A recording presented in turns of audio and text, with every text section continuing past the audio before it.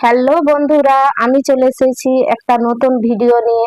তোমাদেরকে আগের ভিডিওতে বলেছিলাম না যে আজ আমাদের বাড়ির ছোট্ট রাজকন্যার জন্মদিন, তাই চলে এসেছি একটা ছোট্ট আয়োজন নিয়ে।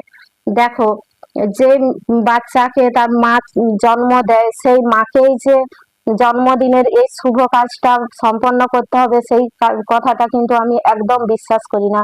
আর সেই জন্য, যেহেতু দিদি ভাই বড়, মানে ওর মাম্মাম, তাই ওর মাম্মামই ওকে পায়েস খাওয়ালো, মালা পরালো, সমস্ত কিছু। এই শুভ কাজটা ওর মাম্মামের হাত দিয়ে সম্পন্ন হলো, আর আমি পাশেই মাত্র বসেছিলাম।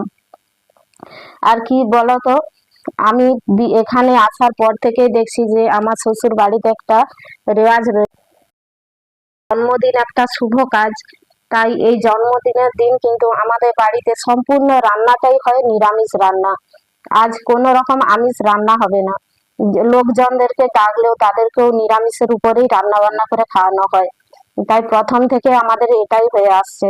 আর এই যে আমি এবার পায়েস খাইয়ে দিচ্ছি, তারপর ওর পাশেই বসে রয়েছে ওর বড়দি ভাই।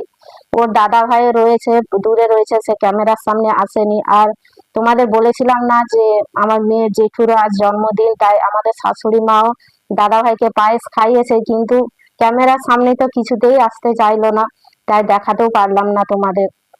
ওর মাম্মাম এখন বরণ করে নিচ্ছে। বন্ধুরা, তোমরা আমার মেয়েকে আশীর্বাদ করো যেন ও বড় হয়ে মানুষের মতো মানুষ হতে পারে, ঠিক আছে? আর তোমাদের যদি এই ভিডিওটি ভালো লাগে, তাহলে প্লিজ লাইক, কমেন্ট আর শেয়ার করতে কিন্তু ভুলো না। এই যে দেখো কিভাবে সবকিছু করে নিচ্ছে। আর আমার মেয়েকে একটু খাইয়ে নিলাম, ও পাশে বসে আছে তো। আর জানো তো, ওরা দু বোনে কিন্তু খুব ঝগড়টে। ছোট মেয়েকে যখন আদর করি, বড় মেয়ে রাগ করে, আর বড় মেয়েকে আদর করলে ছোট মেয়ে তখন ছুটতে এসে কোলে চেপে যায়। তাই ছোট মেয়েকে খাওয়ানোর সাথে সাথে বড় মেয়েকেও একটু খাইয়ে দিলাম। আরো কিছু ভিডিও করেছি, সেটা দেখার জন্য প্লিজ তোমরা পরের ভিডিওতে চোখ রাখো। আর আমাদের ভিডিওটি তোমরা বেশি বেশি করে শেয়ার করো, ঠিক আছে?